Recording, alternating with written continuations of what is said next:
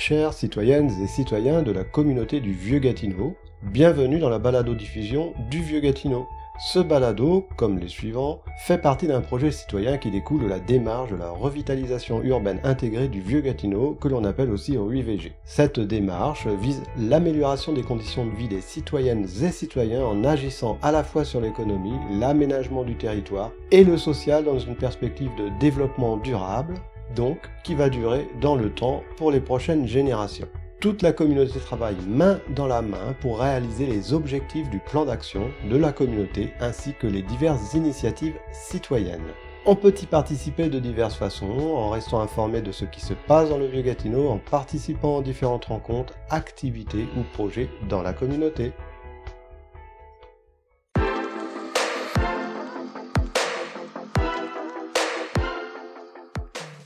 Bienvenue à toutes et à tous, chères citoyennes et citoyens, sur le balado de la rue du Vieux-Gatineau. Aujourd'hui, nous sommes dans la deuxième partie de notre entretien avec Monique Pellerin et Nicole Pelletier, toutes deux membres du comité Gatineau sans pesticides. Dans celle-ci, nous poursuivons notre entretien sur leur projet qui consiste à conscientiser les citoyennes et citoyens ainsi que les élus aux conséquences de l'usage de certains pesticides, comme le BTI ou les esthétiques sur les écosystèmes. Comme de coutume, à la suite de notre entretien, je vous annoncerai quelques informations sur la rue du Vieux-Gatineau et sur celles concernant la communauté du Vieux-Gatineau. Alors bonne écoute, chères auditrices et auditeurs.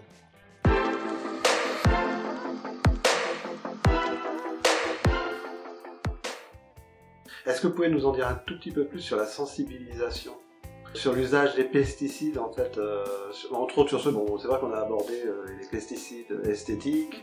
Ben, on commence notre campagne de sensibilisation. Notre première cible a été le conseil de ville, parce qu'ils ont le pouvoir de légiférer. Oui. Maintenant, c'est certain qu'on vise à informer le public aussi des dangers. Les conseillers municipaux représentent le public. Et aussi, faire un peu un recadrage. C'est qui a décidé qu'un gazon devait toujours être vert, puis qu'un pissenlit, c'est pas beau? Non, mais dans notre travail de sensibilisation, c'est aussi amener la population à réfléchir à d'autres moyens d'entretenir un espace de verdure qui est propre, qui est sain, et dans lequel on n'a pas besoin d'injecter des pesticides. Parce que c'est ça aussi, à un moment donné, c'est un peu comme la tolérance aux antibiotiques. Tu sais, les enfants qui ont... ça n'a plus d'effet. Oui, à un moment donné, ça n'a plus beaucoup d'effet. Oui. Alors, notre travail de sensibilisation, il commence là. On a l'intention, puis je pense que je serais la mieux placée pour en parler de l'affaire des abeilles. C'est qu'à un moment donné, il y a eu un mouvement de dire aux gens, ne tondez pas votre pelouse avant la fin mai. Laissez pousser les fleurs sauvages, en particulier les pissenlits qui sont les premières fleurs qui sortent, parce que les abeilles commencent à s'activer, puis c'est à peu près les seules fleurs qui peuvent butiner. Ça leur fournit de la nourriture. Donc, en les laissant pousser, on laisse les insectes butineurs avoir de la nourriture pour pouvoir passer à travers tout l'été. Okay? Moi, j'ai vu dans mon quartier l'an passé beaucoup de gens qui n'ont pas tondu leur gazon, qu'on voyait les pissenlits pousser. C'était très beau à voir. Oui. Puis, il y a eu aussi comme par exemple des municipalités. Ici, j'ai apporté un exemple d'une petite municipalité dans Port-Neuf, à Sainte-Brigitte-de-Laval, que eux ont mis une page sur leur site web de la ville où les gens peuvent télécharger des affiches où il y a des abeilles avec le pissenlit, puis que ça dit aux gens, c'est un défi pissenlit. Puis ils demandent aux gens de laisser pousser les pissenlits au mois de mai pour les abeilles. Et ils demandent aux gens de mettre cette affiche-là sur leur terrain, puis de prendre des photos, puis de retourner ça à la ville. Cette ville-là, c'est une petite municipalité dans Port-Neuf. Oui. Ils ont un règlement anti-pesticides. Puis, il y a aussi des apiculteurs que présentement ont des petites affichettes qu'on peut acheter, puis on peut piquer ça sur notre terrain. Un peu le même genre de compagnie qui font le traitement des gazons, qui mettent des petits drapeaux, mais c'est le même principe. Puis ça dit « Défi pissenlit », puis un beau pissenlit, un beau dessin de pissenlit avec une belle petite abeille qui est en train de butiner. Donc ça, c'est quelque chose qu'on aimerait. On va voir si on ne peut pas faire quelque chose avec la ville de Gatineau qui serait similaire, même sans avoir un règlement sur les pesticides, ça pourrait être une initiative. On en a parlé aussi à un autre groupe qui s'occupe d'enviro-éducation. Il pourrait avoir un intérêt, fait qu'on essaye maintenant de développer des partenariats avec d'autres groupes qui font la diffusion pour promouvoir ça, parce que, dans le fond, c'est que le pissenlit, on peut dire aux gens, mettez pas de pesticides, ça peut être une approche, mais on peut aussi dire aux gens, regardez, tout est utile dans la nature, là. Pourquoi taper sur le pissenlit, qui est une petite fleur jaune, bien inoffensive, puis en réalité, quand vous marchez dans votre pelouse avec des pissenlits, vous n'allez jamais vous intoxiquer avec le pissenlit. Non. Vos enfants ne seront pas intoxiqués, votre chat, votre chien peut souper dedans. Ben oui, c'est ça, on peut les manger. Puis on a découvert même chose, quelque chose de plus important avec le pissenlit. C'est qu'à l'université de Windsor, en Ontario, il y a un groupe de chercheurs qui sont entrés, ils ont même découvert que à partir des extraits de la plante de pissenlit, soit la racine ou la fleur, pouvait amener à un traitement contre les cancers, le cancer de la prostate, entre autres. Donc, en réalité, le pissenlit, ça fait partie de la biodiversité. Puis à chaque fois que, comme être humain, on s'acharne à enlever quelque chose d'un élément de la biodiversité, il y a une conséquence. D'avoir une monoculture de gazon juste avec des petits brins de gazon vert mince qui sont des graminées, ben vous détruisez la biodiversité autour de vous. Fait qu'au lieu de dire aux gens, on peut mettre des pesticides, on peut ne pas en mettre, on peut aussi apprendre à vivre avec la biodiversité puis d'en tirer des profits. Une pelouse, une devanture de maison ou une cour arrière, c'est pas nécessaire que ce soit juste un tapis vert. Vous pouvez avoir des fleurs, vous pouvez laisser pousser des fleurs sauvages, vous pouvez avoir un jardin potager, vous pouvez avoir des arbres fruitiers. Il y a une multitude de choses. Vous pouvez avoir des plantes couvre-sol, comme du thym qui sent super bon, là, t'sais. Puis aussi, ça attire les insectes butineurs. Puis si vous avez un jardin potager, puis vous avez tout tué vos pissenlits, ben vos plants de tomates, là, puis même votre pommier, même votre pommier, vous allez avoir de la misère. Donc, des petits insectes, même ceux qui sont bien déplaisants, qui sont pas beaux, ils sont très utiles. Il n'y a rien d'inutile, là. Mais en somme, ce qu'on essaie de dire, c'est que oui, on veut faire adopter un règlement, mais en attendant qu'il s'y arrive, on veut sensibiliser la population à ça, la biodiversité, puis aussi reconnaître le rôle des abeilles. Puis les abeilles, ils ont besoin des pissenlits. Donc, reconnaître aussi, finalement, la variété. Parce que c'est de la monoculture du gazon. Si le gouvernement interdit les garderies puis les terrains autour des garderies et des écoles, interdit l'épandage de pesticides, ça veut dire qu'il se passe quelque chose. Oui, c'est un peu suspect. C'est un peu hypocrite, là, l'affaire. Là, oui. Puis je pense que la ville de Gatineau...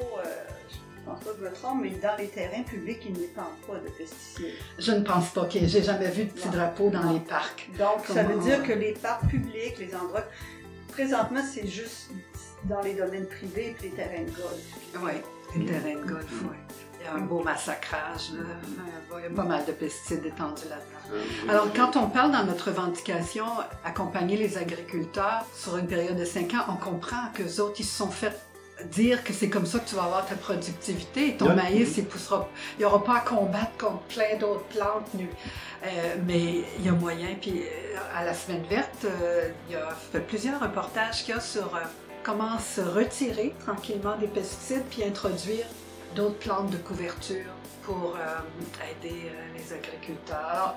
Il y a un courant de société qui s'en va vers ça. Nous, on est juste impatients que la ville passe son règlement, mais en attendant, on va réfléchir avec les gens. Puis de toute façon, c'est un cercle vicieux. C'est un peu comme on disait tout à l'heure, la résistance aux antibiotiques. C'est qu'on observe la même chose chez les plantes, des herbicides que des plantes mouraient, maintenant sont rendues résistantes. On y reste là, je veux dire. Fait que là, ils sont en train d'en développer un autre plus fort, donc c'est un cercle vicieux tout le temps. Fait que c'est qu'en réalité, il y a quelques années, dans l'histoire de l'agriculture, quand les engrais chimiques, les herbicides, tout ça est apparu dans l'agriculture pour faire la révolution verte en agriculture, les agriculteurs qui étaient les derniers à l'adopter étaient considérés comme des retardataires. Mais maintenant, quand on regarde ça, dans le fond, maintenant, les agriculteurs qui utilisent une agriculture biologique, ils sont des innovateurs. Il faut regarder la façon d'exploiter, puis la façon de vivre d'une façon plus saine, plus globale, et non pas juste à court terme. Ouais, puis aussi peut-être un peu comme la fierté humaine de dire on utilise la technologie, avec ça on va être les maîtres, on va tout dominer. Quand on regarde l'histoire du monde et les civilisations, c'était biologique, hein, mais ce terme-là n'existait pas parce que c'était naturel. Tout était naturel. Ouais. On a voulu faire d'une science une sorte de Dieu, peut-être. Oui, puis que l'humain est au-dessus de la Terre et au-dessus de la nature, puis c'est lui qui peut prendre les décisions sur les animaux, les insectes, les vers de terre, les abeilles, les libellules, les papillons. Même le gouvernement du Canada, l'Agence réglementaire de lutte antiparasitaire reconnaît que les pesticides ont contribué à diminuer les abeilles, les papillons. Et donc ça veut dire que ça a un effet aussi sur les oiseaux. Ah oui. Hein? On constate qu'il n'y a presque plus d'hirondelles. Ouais. C'est vrai. Qu'est-ce qu'il y a de plus beau dans un ciel qu'une hirondelle? Oui. Non, alors, sitôt qu'on change quelque chose dans cette chaîne-là qu'on a fait, ça a des répercussions sur le reste de la chaîne alimentaire, puis la biodiversité. Oui, puis la biodiversité, parce que ça a des répercussions sur la santé humaine, mais aussi sur non seulement les humains, mais comme tu dis, la chaîne alimentaire. Peut-être qu'on est moins porté à observer ce que ça a comme effet sur les papillons, les vers de terre et tout ça, parce qu'on se pense supérieurs, les humains. Mais ça nous affecte, c'est certain, étant donné qu'on mange les plantes qu'on cultive. Et d'ailleurs, c'est pour ça que Vigilance OGM, je recule en arrière, moi aussi, s'est intéressé aux pesticides. C'est qu'on s'est rendu compte que les semences, les plantes qui ne sont pas génétiquement modifiées n'arrivent pas à pousser dans un sol qui est traité au glyphosate. Donc, il a fallu génétiquement modifier les plantes, les patates, les fines herbes, sont génétiques. Parce qu'autrement, ils ne pousseraient pas à cause de la force destructrice des pesticides. C'est fort, mais c'est un monopole de la compagnie Monsanto, parce qu'ils développent à la fois le glyphosate et les semences. Oui. Et une des membres de notre comité, elle fait partie d'une organisation sans but lucratif qui s'appelle Victimes des pesticides. Et la plupart des gens qui en sont membres sont des cultivateurs. Et elle, cette membre de notre comité, elle a un frère et une belle-sœur, ou un beau-frère et une sœur, je ne sais plus lequel est lequel, qui sont atteints de la maladie de Parkinson parce qu'ils ont travaillé dans leur champ avec des pesticides. Alors, et il y a un mouvement, des Français s'en viennent au Québec là, au mois de mars avec des médecins, pour appuyer la démarche de victimes des pesticides. Oui, alors il y a comme une sorte d'alliance internationale, c'est bien, hein? Oui, on fait face à des compagnies internationales, super puissantes, mais là les citoyens ont compris qu'on a intérêt nous aussi à s'associer entre citoyens vigilants pour la santé humaine. Tout à fait. Et puis Nicole, vous vouliez nous parler aussi du BTI Oui, ce que je voulais dire, c'est que le BTI est présenté comme un herbicide, un insecticide biologique, qui est vrai, mais c'est pas parce que c'est biologique que c'est sans danger pour l'environnement.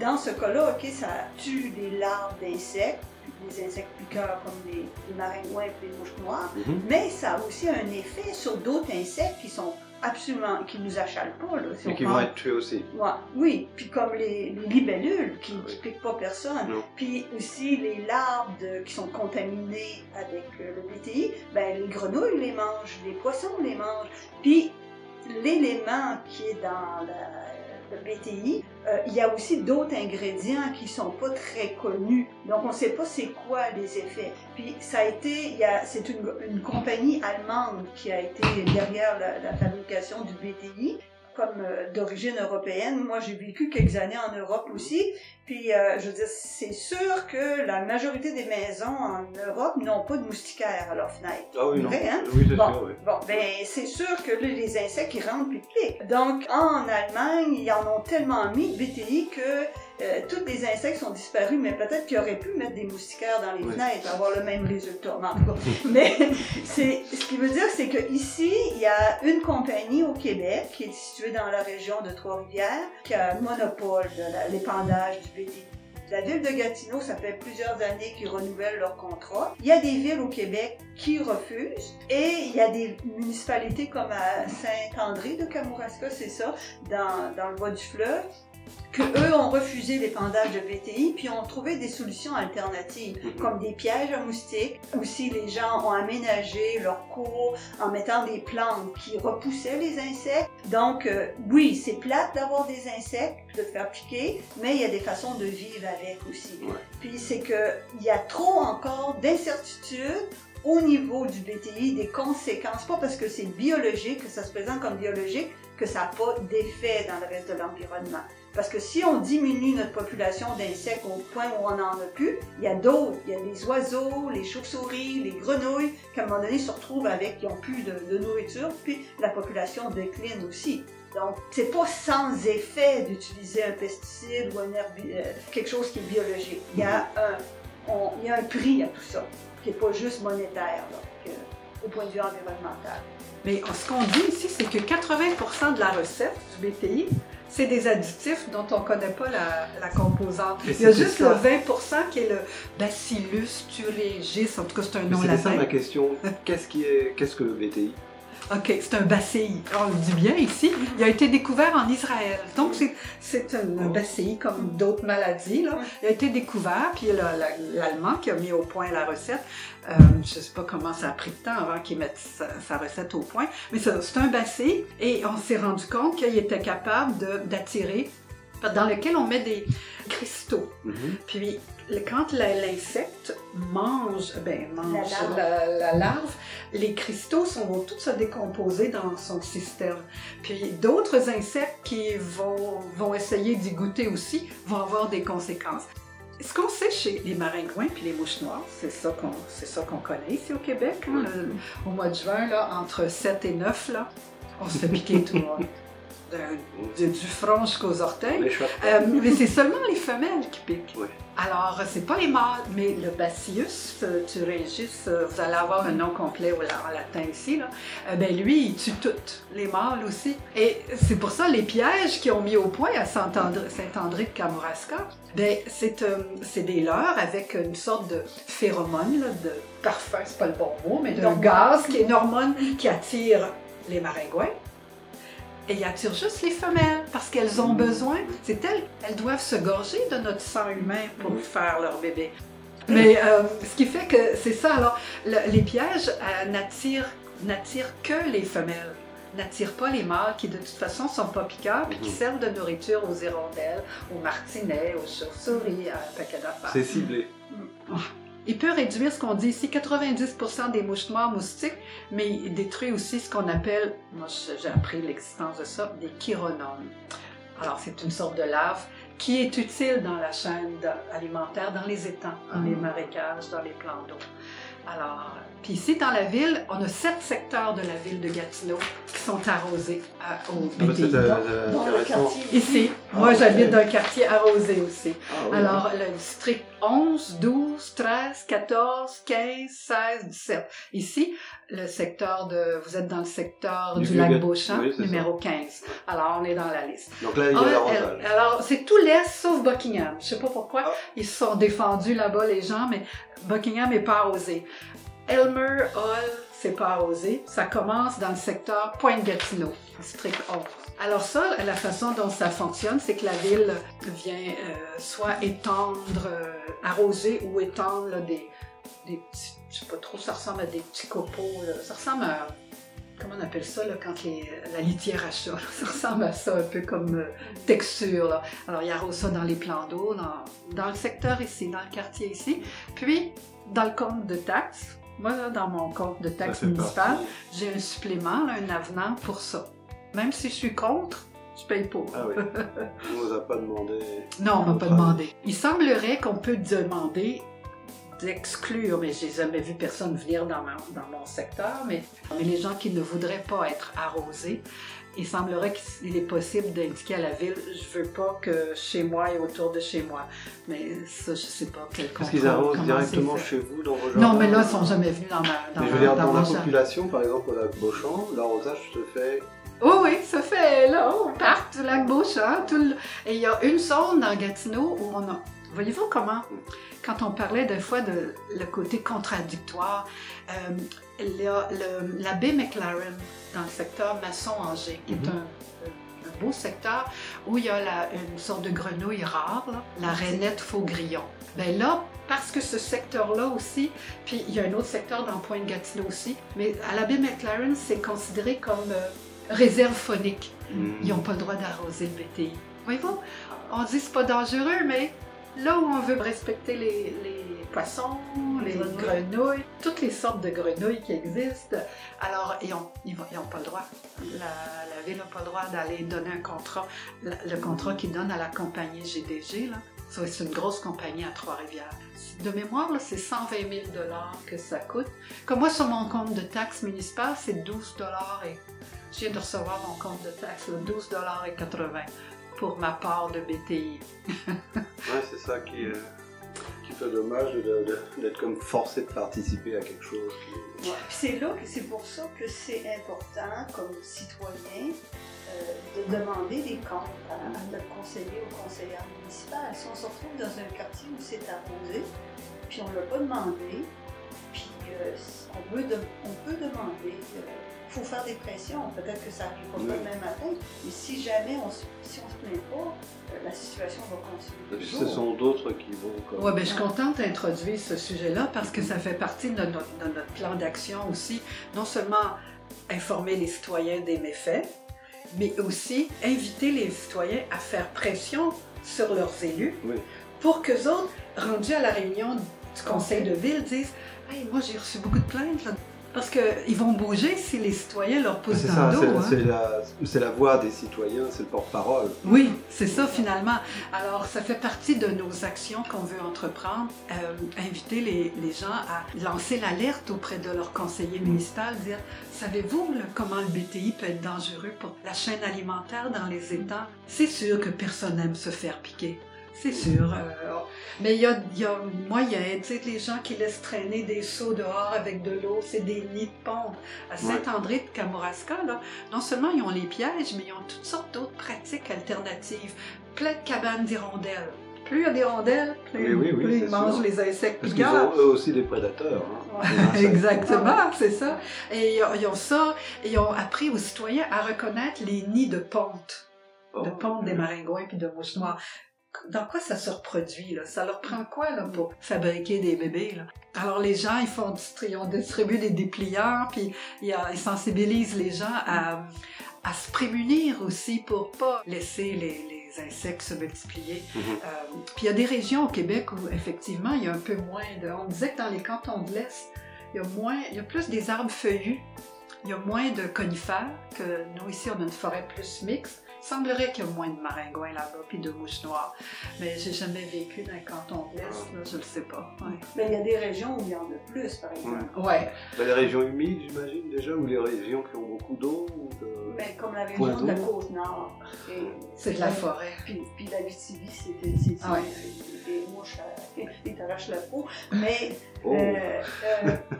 même la Haute-Gatineau. Oui.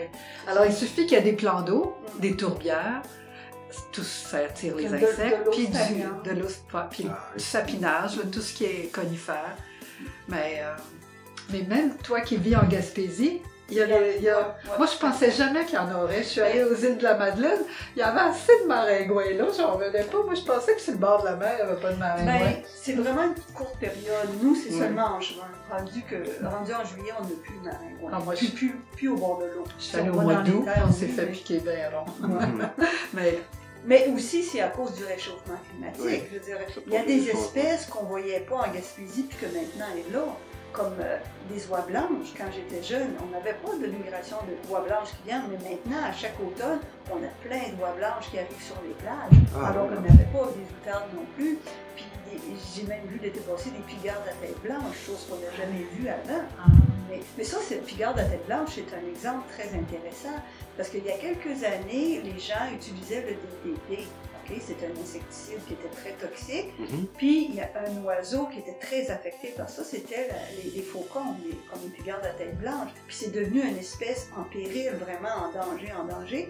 Puis, depuis que l'interdiction d'utiliser, de vendre de DDT, la population de pigardes à tête blanche a augmenté. Puis maintenant, ils ne sont plus une espèce en péril. Ça a changé de catégorie. Donc, c'est pour montrer qu'on a encore le temps de changer les choses. On peut encore changer. Et puis il y a des exemples de réussite. Oui, il y avait le faucon pèlerin, là, parce que je porte mon nom, là, alors je l'aimais d'avance, moi. Il était en voie d'extinction, mais là, maintenant que le DTT... Oui, c'est ça, le DTT a été banni, puis ça a pas...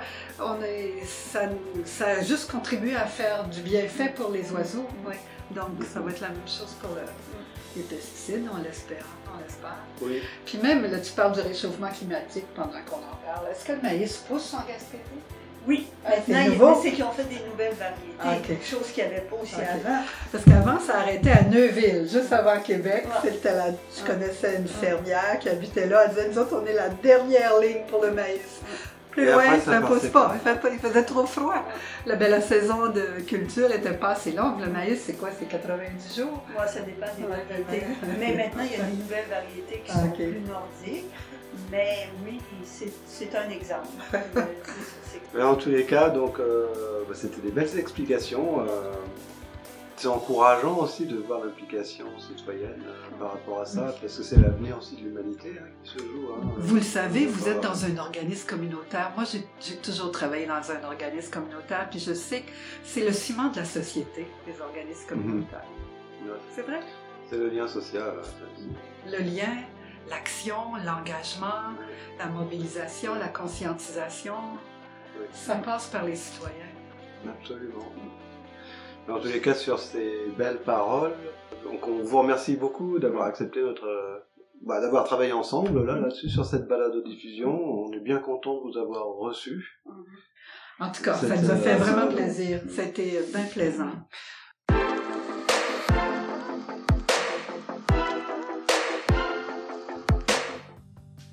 Voici les infos de la rue du Vieux-Gatineau. La revitalisation urbaine intégrée du Vieux-Gatineau reste à la recherche de sa coordinatrice ou son coordinateur. Son rôle, entre autres, sera d'assurer le bon fonctionnement du travail de tous les comités collaboratifs de la rue et de mettre en œuvre la démarche via le plan d'action réalisé par la communauté. Si vous êtes intéressé par ce poste, visitez la page Facebook de la rue VG et ou envoyez votre curriculum vitae et votre lettre de motivation au comité de dotation à l'adresse suivante dga@cvqvg.ca. N'oubliez pas le prochain comité d'orientation de la rue qui aura lieu le 26 mai à partir de 13h. Vous aimeriez participer à la réalisation du journal ou à la conception et à l'animation de la balado-diffusion? Contactez Eric ou Tyler au 819-893-4300 ou mobilisation ruivg@gmail.com. Eh bien, chères auditrices et auditeurs, restez avec nous et suivez la rue sur son Facebook Rue Vieux-Gatineau.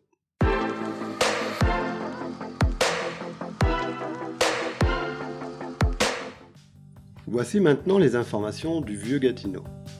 Le comité de vie de quartier du Vieux-Gatineau est à la recherche d'un coordinateur ou d'une coordinatrice. Il ou elle sera chargé entre autres de la communication dans toutes les sphères possibles de l'organisme. Comité, événements, activités. Il ou elle partagera les valeurs et la vision du CVQVG dans toutes ses actions et décisions et construira avec les citoyens une relation de confiance. Pour postuler, contactez Marie-Hélène Géina, directrice du CVQ, à l'adresse courriel suivante dg@cvqvg.ca. Un petit rappel, le CVQ vous invite aussi à sa foire communautaire qui, dans cette édition 2022, sera virtuelle. Vous pourrez visiter le site internet et ses cartes virtuelles à partir du début du mois de mai pour aller les visiter. Nous vous invitons à notre fête de quartier qui aura lieu le samedi 21 mai au parc Édouard Mercier de 11h à 15h ainsi qu'à celle du 4 juin, organisée en partenariat avec la Maison de quartier Notre-Dame et la GAP du Vieux-Gatineau. Par ailleurs, le frigo partage sera fermé temporairement dû aux travaux du 15 mai au 30 mai 2022. Nous vous invitons à vous diriger au dépannage alimentaire situé au 305 rue Notre-Dame. Vous pouvez les appeler au 873 376 2724. Vous pouvez vous y rendre le mercredi et le vendredi de 13h à 15h. Visitez régulièrement la page Facebook du comité de vie de quartier du Vieux-Gatineau pour vous tenir à jour sur les informations, activités et événements de la communauté. Sachez aussi que la maison de quartier Notre-Dame est ouverte et reste à votre écoute. Elle offre des activités telles que le club de lecture, l'initiation à l'informatique ou encore la méditation. Vous pouvez contacter ses membres au 819-893-6763. Alors que l'été approche à grands pas, la maison de quartier participera à l'organisation de la fête de quartier Notre-Dame en Fête, qui se déroulera le 4 juin prochain. Elle vous propose aussi de nouveaux projets pour cette saison estivale, animation estivale du parc John Locke, ainsi que des aînés connectés dans notre communauté et Oyer. Et puis les cafés jazettes du mercredi matin à 10h continueront tout l'été dans le parc John Locke lorsque la température le permettra. Le jardin communautaire sans quartier est aussi un de ces projets de l'été avec une vingtaine de jardiniers cette année. En ce qui concerne les inscriptions au magasin Partage et Habits de neige, elles se dérouleront aussi durant l'été. Sachez aussi qu'une levée de fonds pour la maison de quartier Notre-Dame est organisée avec la grande vente de garage de printemps. Elle se déroulera le samedi 28 mai 2022 de 8h à 16h, mais pourrait être reportée en cas de pluie au dimanche 29 mai. Elle se situera au 280 boulevard Maloney Est. Vous y trouverez des barbecues. Vous pouvez aussi y louer votre table ou un emplacement pour 10 $. Pour vous inscrire, contactez Anne au 819-893-6763 ou anne.mqnd@gmail.com. Sachez finalement que le frigo partage intérieur de la maison de quartier restera accessible tout l'été pendant 16 heures d'ouverture. La GAP partage avec la communauté du Vieux-Gatineau les travaux qui ont lieu sur la place du marché Notre-Dame. Venez y admirer le tout nouvel édifice qui vous accueillera prochainement. À ne pas manquer, la place Notre-Dame accueillera le nouveau marché avec ses producteurs et transformateurs qui seront présents tous les vendredis de 11h à 15h du 3 juin au 30 septembre. Vous êtes aussi invité à soutenir les entreprises locales, n'hésitez pas, vous trouverez dans le Vieux-Gatineau le commerce qui fera chavirer votre cœur. Vous pouvez suivre la GAP du Vieux-Gatineau sur sa page Facebook. Vous êtes intéressé par ce qu'il se passe en agriculture et en développement durable local ? Alors rendez-vous sur la page Facebook des Serres urbaines Notre-Dame, vous y trouverez régulièrement des informations pertinentes.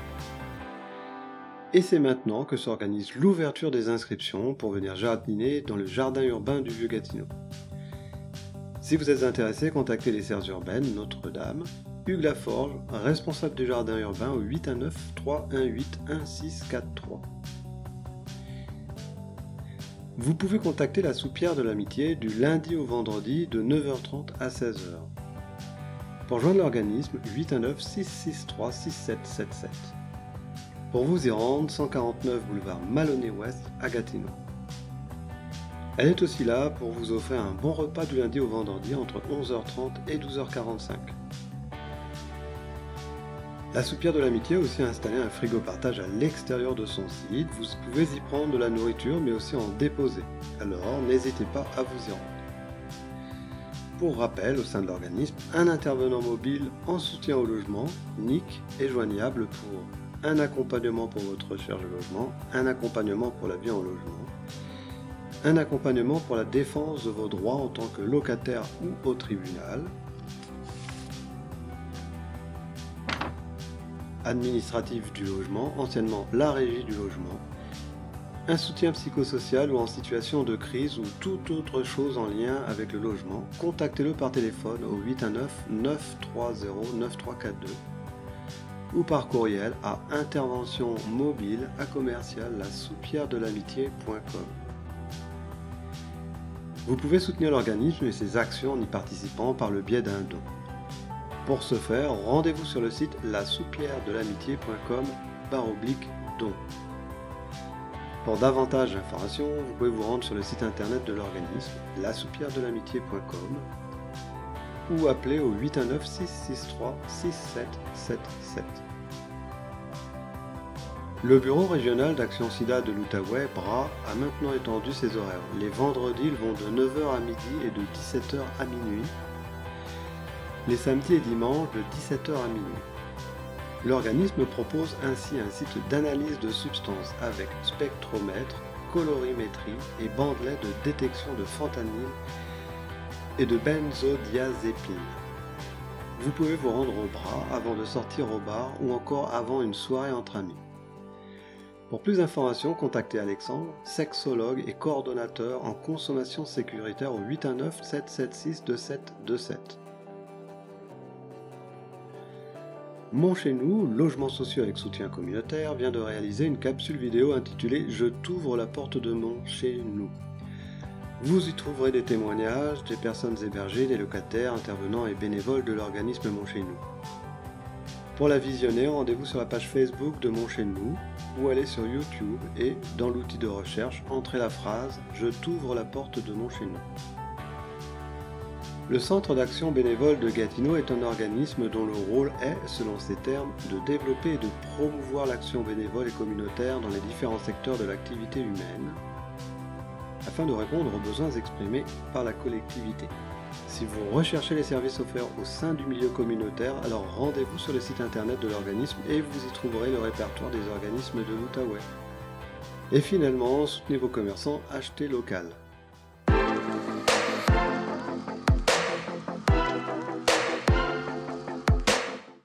Et bien voilà, chères auditrices et auditeurs, ici s'achève notre balado-diffusion du Vieux Gatineau. Nous espérons que vous avez apprécié cette capsule. En attendant la suivante, chère communauté du Vieux Gatineau, prenez bien soin de vous.